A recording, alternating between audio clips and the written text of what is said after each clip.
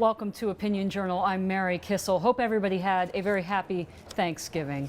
The Obama administration says that it's made dramatic progress in fixing Healthcare.gov, but that might turn on what your definition of progress really is. I've got editorial page editor Paul Gigot joining me now. Hi, Mary. Hey, Paul. Is Healthcare.gov fixed? Should we all just go home, stop talking about it?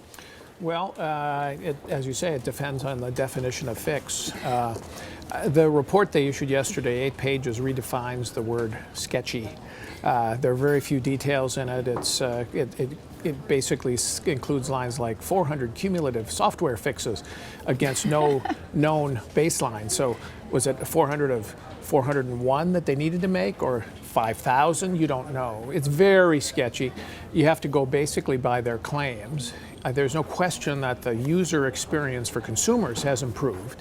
You're getting fewer people knocked off and so on. But what we really don't know about is the back end, where the information that the consumers provide is provided then to the insurers. And whether or not that information is accurate about the level of subsidies, et cetera, that they're supposed to receive. Absolutely. And whether or not the insurers will get paid, for example.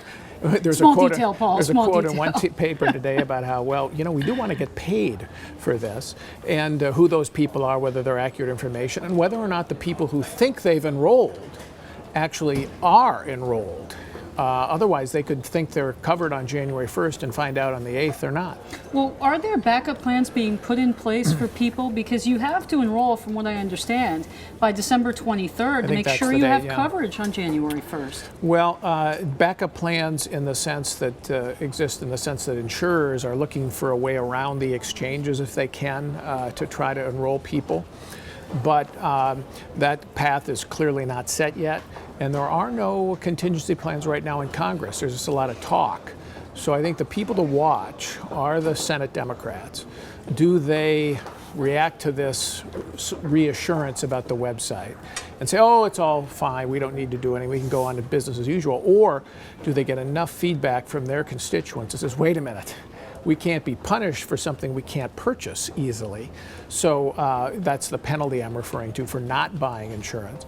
So and then they'll begin to say, all right, we need to delay either the mandate or the whole bill. Well, there's definitely a propaganda campaign in place by the administration and its supporters. I'm going to play a clip now from White House former Chief Advisor David Plouffe. Here he is. I think it's just a fact, and it may take till 2017 when this president leaves office. You're going to see almost every state in this country running their own exchanges eventually and expanding Medicaid, and I think it'll work really well then. 2017, Paul? Makes me feel better. I don't know about you. Only 3 more years to go. Only 3 more years. Wow. No, I mean, look, that standard is, I mean, what you have to understand about this deadline that we just passed, this is a political deadline. People set it because the president wanted to reassure Democrats that that people can sign up. It's a holding action, another holding action. We have to really see how well people will be able to sign up. And what they're trying to do and what Plouffe is trying to do is say, please, Democrats, hold the line. I don't know. It's going to be very interesting to see whether or not they break. Will they hold the line? Editorial page editor Paul Gigot, thank you very much.